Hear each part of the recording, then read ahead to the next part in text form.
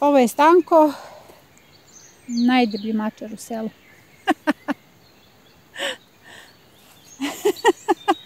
Upravo se mazi. Radost danas jer Stanko nam je došao u posetu. Magla je oko nas, prilično je mračno, ali kao što čujete ja sam jako vesela zbog Stankove posete. Evo on čeka da ja njega mazim. U današnjoj epizodi pričat ćemo o postavci zone za brzi uzgoj koja je malo specifična. Zapravo u pitanju su permamodeli. Danas postavljamo krevete za batat i to onako kako su oni isplanirani u projektima vaših motivacionih biobašti. Postoje već epizode koje su vezane za krevete za batat, ali ovo je nešto sasvim drugačije i mnogo jednostavnije, potpuno uklopivo u ono što sam zamislila kada sam radila projekat vaše bašte. Prije toga želim da vidite šta je uradio Gavrilo. Gavrilo je pojeo lišće cvekli. Inače, kada je veliko nevreme, zečevi su vidno uznemireni i tada se desi da napadaju biljke, iako imaju puno već hrane oko mene, generalno puno hrane na samim gredicama. Gavrilo je grickao lišće cvekle i pobacao cvekle. Znači, on je izvadio cvekle i samo ih je bacio. Toliko je bio ljut. Eto, htjela sam da vidite prizor koji mene baš nasmejao, odnosno on je meni učinio uslugu. Ja ću sada samo da pokupim svoje cvekle i da napravim sebi obrok. To će biti krem supa od cvekli. Sada je vreme, kada imate ovako fine glavice, vreme je da skinete listove koji se nalazi sa strane i da ostane ovako samo čitava glavica. Ona će još neko vreme da raste i vidite tvrda je, uskoro je za berbu. Sami puževi će ostati na ovim listovima, dakle svako će imati hranu, ostaće hrana i za vas, a ovdje će sa strane da se hrane i ovi mali puževi. Dakle, sada je faza kada uklanjamo listove. Vidite kako sam to ja odradila i ostavljate samo glavicu čitavu. Očekuje se sneg, kao što sam rekla. Hajde da vidimo i to. Dok se vozim na relaciji selo-grad, stalno posmatram bašte u okruženju. 90% bašti je već sada zaorano i nekako sa tugom gledam u tom pravcu jer znam da su ti ljudi osuđeni ili na market ili na neku hranu koja je uskladištena i koja ima svoj rok trajanja. Sve mi koji smo u no-dig sistemu, a no-dig je posljedica dosledne primjene bioloških metoda, imamo berbu u kontinuitetu. Odete do svoje bašte i tamo vas čeka pravi market gdje uberete sve ono što vam je potrebno za taj dan. Evo ja sam usput uzela jedan praziluk, a svi znate da ima puno praziluka u bašti. Izvadila sam mrkve iz novih tunela, paštrnjak, napravit ću supu. Imam crnu rotkvu, Tokyo Blue, najslađu tikvu na svijetu. Ona ostaje do snega u bašti. Zatim cvekle, rotkvice, to ću izrendati, napravit ću salatu. Imam svežu salatu, to je najlepše od svega. Imam puno sveže salate, mladog luka, blitve i spanaća. Ni blizu nisam ubrala ono što se nalazi u mojoj bašti jer juče sam na konsultacijama rekla da se osjećam bahato koliko hrane ima u mojoj bašti. Ali to je prednost no-dig sistema. Uvijek imate svežu hranu, sveže vitamine. Osim toga, taj kontakt s biljkama, ta sadnja u kontinuitetu, jer vidite, ja sam sada ubrala mladi luk. Turnus iza ovog je već tu negdje 15 cm, novi turnus je posađen. Ja želim da imam stalno turnuse lukova i u današnjoj epizodi ću ubaciti luk koji će biti za mladu berbu. Dakle, morate da mislite na svežu hranu koja će biti u kontinuitetu na vašem stolu i to iz vaše bašte. A uopšte ne želim da govorim kako dobro činite planeti, odnosno tlu, time što pređete na biološke metode. Dakle, razmislite dobro. Vi koji orete baštu, neka to bude posljednji put, jer kao što vidite, prednost je ogromna. Kao što sam rekla, u današnjoj epizodi pokazat ću vam kako da napravite krevete za batat. U pitanju je zona brzog uzgoja i te zone ne treba puno odvajati. Zona brzog uzgoja za dinamiku 7 nalazi se upravo na ovim gredicama. To su te 3 gredice koje sam radila u jednoj od epizoda. Sve ovo ovdje je prolećna zona i sada je potrebno izabrati adekvatno mesto koje je pre svega čisto da bismo postavili dinamiku 7, ali dinamika 7 na krevetima za batat se ne postavlja na zemlji, već su u pitanju permamodeli. Upravo želim da iskoristim ove permamodele s jabukama za tu svrhu, jer ovi permamodeli su dugi.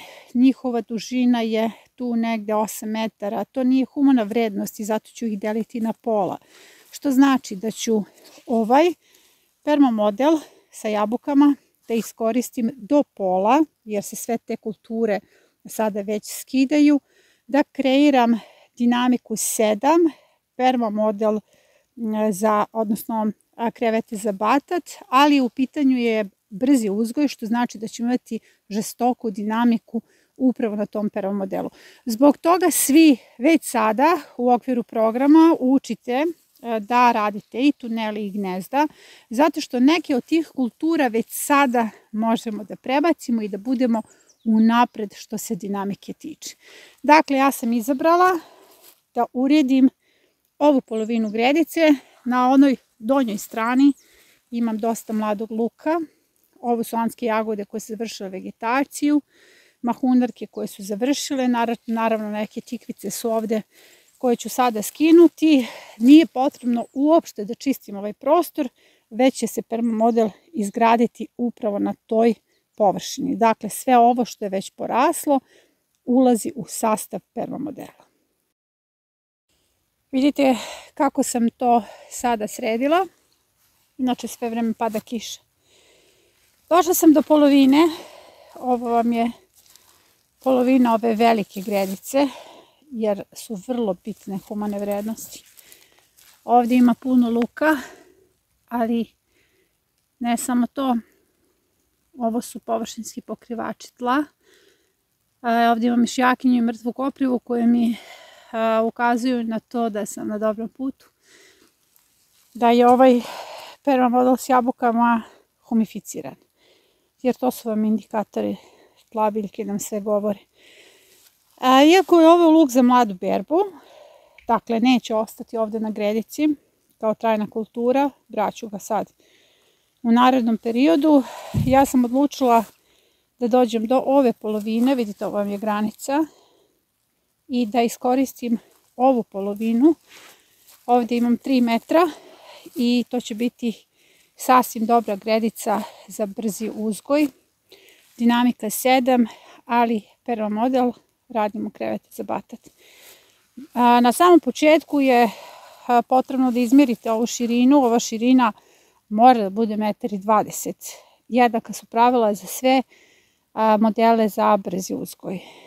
I nakon toga vidite šta sam sve pobacala. Bukvalno svi ostaci sa ove gredice i sa susedne.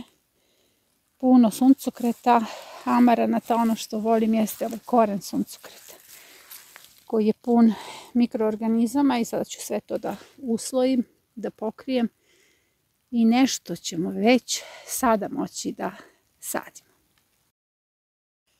Pola 3 je, inače 19. novembar i prilično je mračno zato što je oblačno, pada kiša sve vrijeme.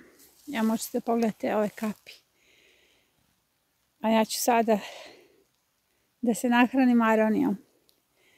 Aronija koja je ostala iza ptice i za mene. Divan ukus. Konačno je baš slatka. Došla sam po onaj kompost, odnosno polurazgrađeni kompost koji je ostao iza krompira na travi. Evo, nalazi se upravo ovde, pokriven je pokošenom travom.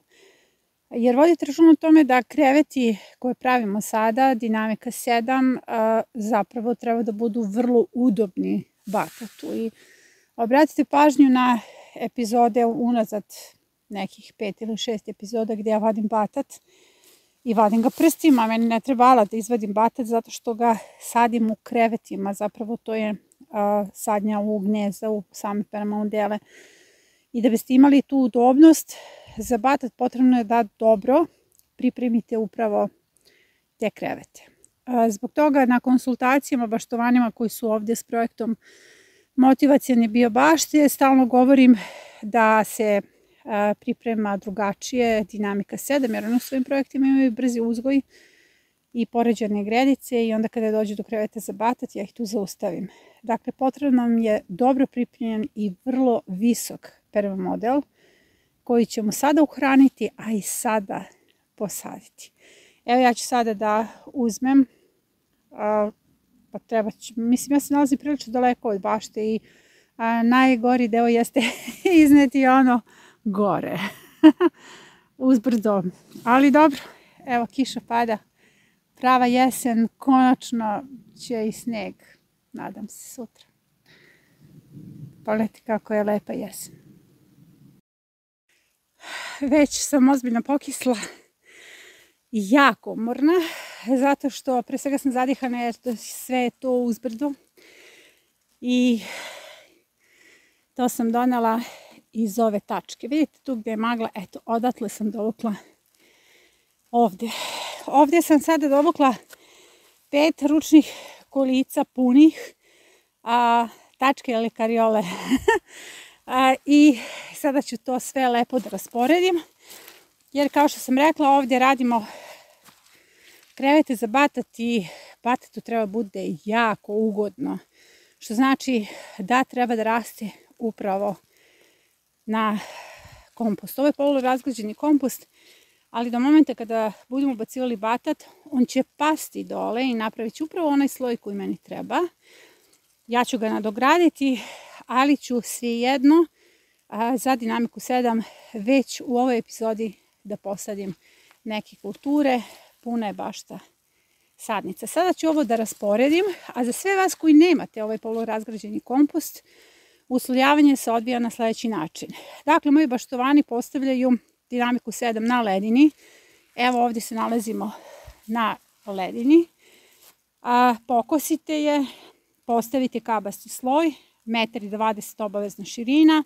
Preko toga pokošena trava se vraća, uslojavate jednako kao permamodel, odnosno nadzemni permamodel, ali ono što ga razlikuje od ostalih jeste što stvaramo 2 kreveta. Dakle, to ćete vidjeti u toku epizode kako ću ja ovdje da podelim na 60 cm jedan i drugi krevet. Zapravo to će biti 55. Unutrašnji prostor mi je potreban zato što ću već sada da posadim luk. Mene kiša uopšte ne sprečava da radim, ne sprečava ni sneg, zato što sam u udih sistemu, tako da uvek mogu i da sejem i da sadim. Ono što možete da vidite jeste da sam raširila ovaj moj polurazgrađeni kompost, ima i dosta trave, koprive, svega. I evo da pogledate koliko je pun ovaj permamodel, on je do vrha crepova pun. Vi ne morate nužno da napravite s trepovima. Ja koristim prednost ovih trepova da mogu zaista konačno i da ih napunim, jer kako god ih napunim pada nivo. Ali ovo je polurazgrađeno, tako da će nivo pa nešto slabije, odnosno sporije padati. U svakom slučaju treba da se to dogradi za narednu sezonu, ali je cilj dakle da ovdje imamo vlastiti kompost. Sada neću stavljati đubrivo, šta će mi pored vlastitog komposta, jer će taj kompost zaista i da sačeka batat. Dakle, ovdje imam nešto što se zove smeđim zlatom. Sve što se sadi u vlastiti kompost i brže raste, brže napreduje. Ovdje govorimo o jednoj zaista živoj materiji koja će tako lepo da dočeka koren biljaka. Evo, ja sam ovdje ovaj sloj završila, a već puno pada kiše, pada mrak, ali ću se potruditi da postavim krevete. I sloj kreveta je postavljen. Nadam se da vam je vidljivo. Kreveti se stavljaju po dužini. Ono što imate na epizodama na YouTube kanalu su kreveti koji su stavljeni po širini, zato što su te gredice bile u suprotnoj orijentaciji. Pogledat ćete epizodu, pa će vam biti jasnije o čemu pričam. Dakle, sada imamo orijentaciju istok-zapad, nema nikakve potrebe da radimo krevete koji će se postavljati po širini. Dakle, kreveti za batac se postavljaju po dužini, tako se i sadi batat i vidite šta sam uradila. Usvojila sam jednu i drugu polovinu, središnji deo je ostavljen za kulture koje idu po samoj analizi gredice, o tome ću nešto kasnije više, odnosno vjerojatno već sutra da vam kažem. Sada je već mrak, gotovo je 4:15, ne može više se radi, ali vidite kolika je to visina. Dakle, nastavljamo sutra, ako padne sneg radimo po snegu, ako pada kiša otvorit ću suncobrane i radit ćemo po kiši sa suncem u nama. Osvanulo je jutro bez snega, iako je sneg bio najavljen i nekako mi dođe da podignem pobunu. Zato što sam se radovala snegu, ali pada kiša sitna sve vreme. Možete možda i da vidite te kapljice. Meni ne smeta kiša da radim. Nastavljam postavku kreveta za batat i rekla sam da ću se poslužiti nekim vegetacionim trikovima, jer sezonu itekako možemo da ubrzamo. Dakle, jedan deo postavke brzog uzgoja se može već sada primeniti, ali pre toga ću da se osvežim uz vodnika sa listovima nane. Dominiraju divlje jabuke, kotunjata od divlje jabuke, vidite kako ima lepu boju, i starinske oblande koje sam prvi put uspela da napravim, a za ovim ukusom tragam jedan dobar deo svog života. Divno, kišno jutro na imanju. Nastavljam dalje sadnju i kao što sam rekla, možda nećemo imati sneg, imat ćemo kišu, ali zato postoji suncobran. Inače sam ja neko ko suncobran koristi samo bašti za sadnju, od sunca se nikada ne branim, tako su nas lako ubjedili da nam je sunce neprijatelj, jel? Tako da postoje različiti faktori i sistemi zaštite. Meni je suncobran vrlo značajan, zato što, kao što vidite, može da obuhvati čitavu gredicu, to je ta širina negde 1,5 m kada se raširi, tako da ja mogu bez problema da radim kada pada kiša, a kiša još uvek ne prestaje. Treba mi kiša zato što mi ona pomaže, prvo zalila je dobro ove krevete za batat, a drugo zaliće mi i sadnice. Ovo je kombinacija modela 3 i krevete za batat. Model 3 postoji na YouTube kanalu u okviru playliste modeli za brzi uzgoj. Također postoje kreveti za batat u okviru playliste, mislim da je playlista prema modeli, ali ono što sada radim jeste sadnja unapred i bit ću unapred vegetaciono za narednu sezonu, jer sve ove kulture se mogu i sada ubaciti. Ovdje pričamo o kulturama za brzi prinos, odnosno o kulturama koje su čuvari mesta glavnim kulturama. Tako da ću ovdje da radim neku kombinaciju onoga što imamo u odnosu na samo analizu gredica, a svi vi koji ste ušli u projekat Motivacione biobašte imate svoje gredice na kojima stoje kreveti za batat, pa ćete se pridržavati toga ili ćemo da napravimo neki kompromis na individualnim konsultacijama. Evo sada meni počinje setva. S obzirom da u središnjoj zoni ide glavna kultura, ovdje ću ubaciti spanać na trakama i luk. Također na ovim gore krevetima, dakle ovo je prostor između kreveta, jer tu će biti paradajz kao glavna kultura, možete pogledati epizodu Model 2, dok ovdje mogu da iskombinujem mnogo kultura, i salate, spanać, rotkvice, rukola, a ja ću upotrebiti ono što imam. Ja imam spanać na trakama, sada ćete vidjeti kako je on lepo nikao, i imam puno salate i luka. To je ono što sada mogu da uradim. Imam i sadnice rukola, ali je besmisleno da rukolu presađujem, zato što mogu da je berem u bašti. Sada krećem sa sadnjom. Središnji deo ovog modela sam napunila mešavinom zemlje, đubriva i stajnjaka, zato što sada želim tu da položim trake sa spanaćem i luk, i to će biti jako lepa gusta sadnja, i to će biti čuvari mesta za glavne kulture, i onda na 70 cm tu ide paradajz, onda kada njemu dođe vreme. A što se tiče ovih kreveta, tu ću da ubacim sadnice salata i napravit ću gnjezda, jer vam je uvek lakše da radite gnjezda nego tunele. I ja ću i dobiti na vremenu, zato što je kisnem sve već na meni mokro. Ali ono što želim da vidite jeste prednost. Pada kiša, blato je oko mene svuda, osim na mojim gredicama. Tako bi bilo isto da je pao sneg.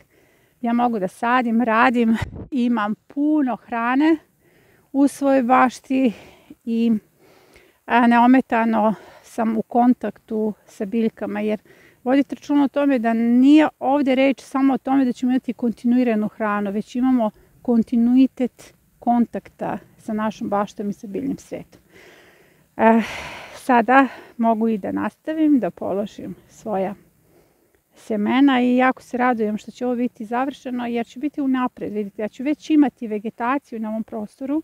Time se neću baviti u proleće. Dakle, jedna gredica za brzi uzgoj će završiti, ona će biti puna hrane na tom mestu, jer će spanać hibernirati i sačekat će lepo vreme da krene da raste. Biće dakle unapred u odnosu na setvu u martu, i ja ću imati manje posla. Naravno, kada je u pitanju sadnja, preskače se prvih 30 cm uvek, to su integralni sistemi zaštite, i upravo ću i danas ovdje da ubacim različite sideratne biljke, sideratno cveće.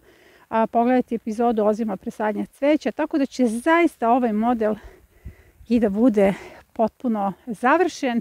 Dalja njegova sadnja će biti tek u maju kada se prebacuju sadnice, odnosno u junu kada se dodaje niska boranija.